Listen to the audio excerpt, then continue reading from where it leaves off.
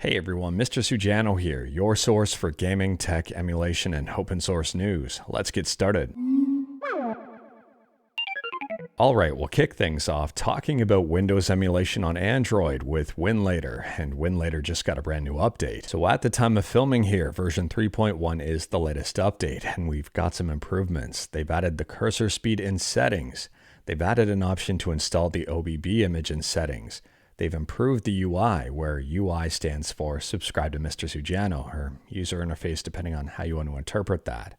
They've improved the input controls and other bug fixes and improvements. And interestingly enough, each version of Winlator is getting a little bit bigger. The first version here, version 1.1, is 56.4 megabytes. Version 2 is 66.2 megabytes.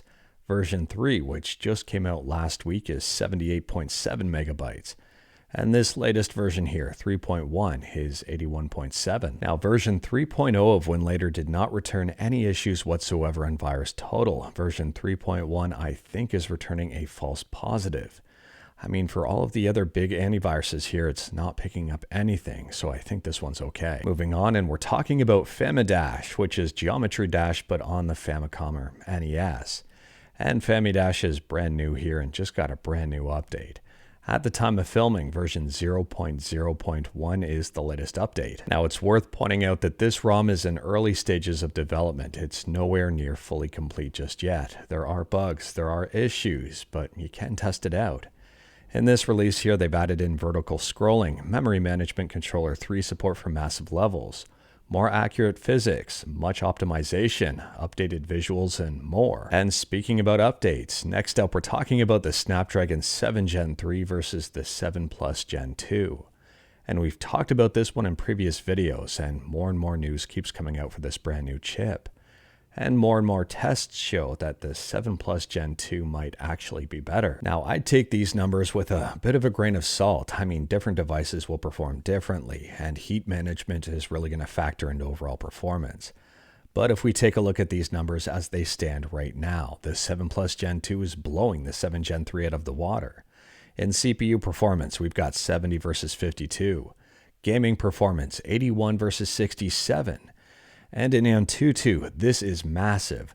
The 7 Plus Gen 2 is performing up to 30% better. And to make matters even worse, taking a look at the Geekbench scores here, the 7 Plus Gen 2 is 50% better than the 7 Gen 3 in single core. And for multi-core, the 7 Plus Gen 2 is 31% better.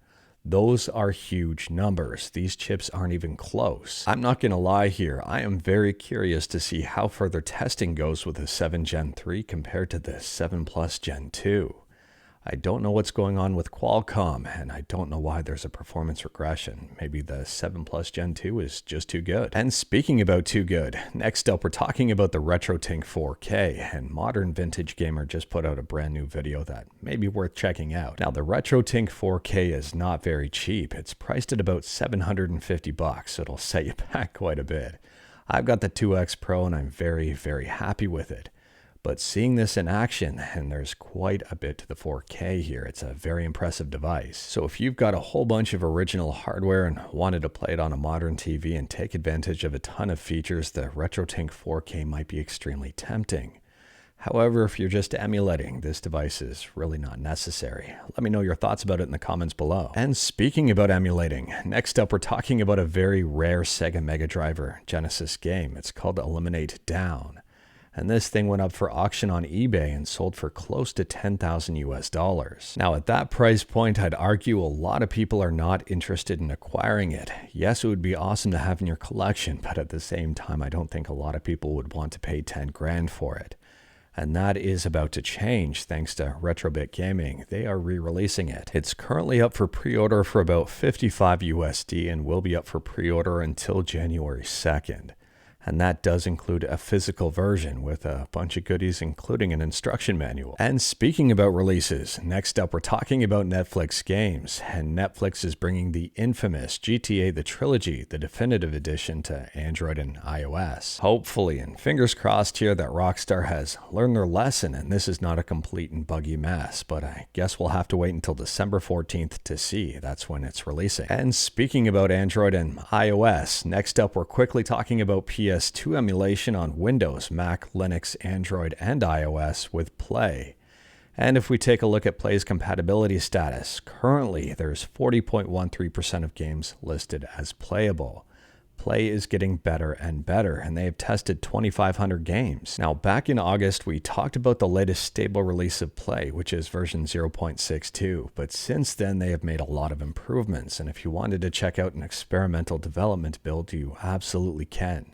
I'll drop a link in the description below and feel free to check it out. The latest upload was yesterday. Next up, we're talking about Beyond Good and Evil, and it was announced that this game is getting a remake, and unfortunately Ubisoft made a bit of an oopsie and allowed people to download that very remake. So the game is officially called Beyond Good and Evil 20th Anniversary Edition, and it was accidentally listed on the Xbox Store and then taken down. Now, no surprise here, a number of people were able to download the game and test it out before it was taken down, and surprisingly, a lot of the feedback was not that great.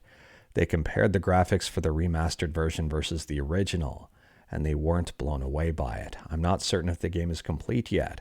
I'm not certain if it's going to get patches or updates or what.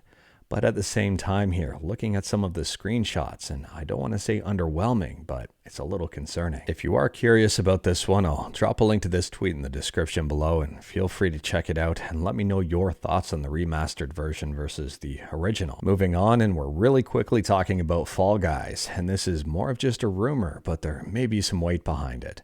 Apparently, an Android build of the game is basically complete and is ready to release. A lot of people are expecting it's going to be announced at the Game Awards. If you still play Fall Guys, let me know in the comments below. Moving on, and we're quickly talking about Steam, and the Steam client just got a brand new update that fixes a whole bunch of different things, including big picture mode, gyro controls, and on Linux here, the Steam overlay. And to dive in specifically for Linux here, they fixed the Steam overlay causing rendering to stall in some titles, fixed the overlay causing crashing in some titles, fixing the mouse clicks in the overlay for CS2, and fixing the double-click handling. And speaking about Steam, next up we're talking about Steam and a brand new indie game that has surfaced. It's called Star Racer, and if you're a fan of F-Zero, you may be a fan of this one. There's currently a demo available if you wanted to check it out, and there appears that there's going to be a track editor as well. This game is currently on Kickstarter. At the time of filming, there's 29 days left to go, and they're only asking for 20,000 USD, which I think is fairly reasonable, and they've already raised over half of it.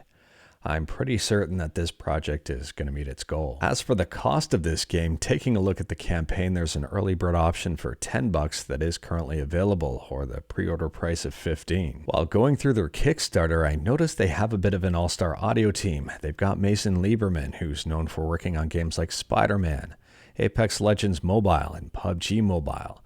And they've also got Grant Kirkhope. If you're a fan of GoldenEye, well, you might know Grant's music.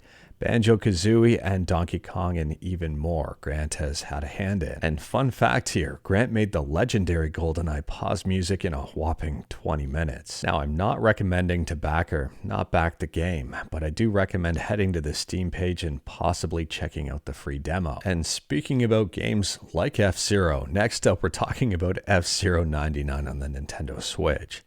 And F-Zero 99 just got a brand new update to add a classic mode with a maximum of 20 players, and 2 tracks have been removed. On top of that, turbo can only be used once per lap, and Skyway has been disabled. Now, I might be wrong in what I've just said because I was using Google Translate, so if you know anything different, let me know in the comments below. I really wish Nintendo would make a brand new F-Zero. It's about time they do. Moving on, and we're quickly talking about Sega, and I'm a little bit torn on this news, but I can completely understand why. Sega apparently has said Sonic Superstars had a weaker start than anticipated. Well, I don't want to jump to conclusions here, but I'm assuming releasing around the same time that Super Mario Wonder did was not a smart idea. Now, in fairness, the Sega executives may have thought that Sonic Superstars would sell better because it's available on pretty much every single modern platform, whereas Super Mario Bros. Wonder is only available on Nintendo and PC and Android. And last up here, we're talking about some Android gaming, and this is a very interesting observation. But if we take a look at SNK, they've been releasing a new game every single week, and I'm not joking with you here.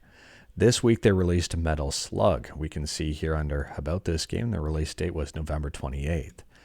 And last week, they released Samurai Showdown 2. You can see here, November 14th. The week before that was Metal Slug 3. On November 7th, and the week before that, we have Blazing Star, which was October 31st. There doesn't really seem to be a rhyme or reason as to what game gets released when, but I'm kind of curious to see what they're going to release next. But anyways, that is all I've got for you in this one. Straight to the point, all stuff and no fluff. We talked about a bunch today. Let me know your thoughts about absolutely any of it in the comments below. If you liked this video, leave a like, and if you didn't like this video, leave a like. Hit that subscribe button, check out my other videos, don't tempt fate, save your state.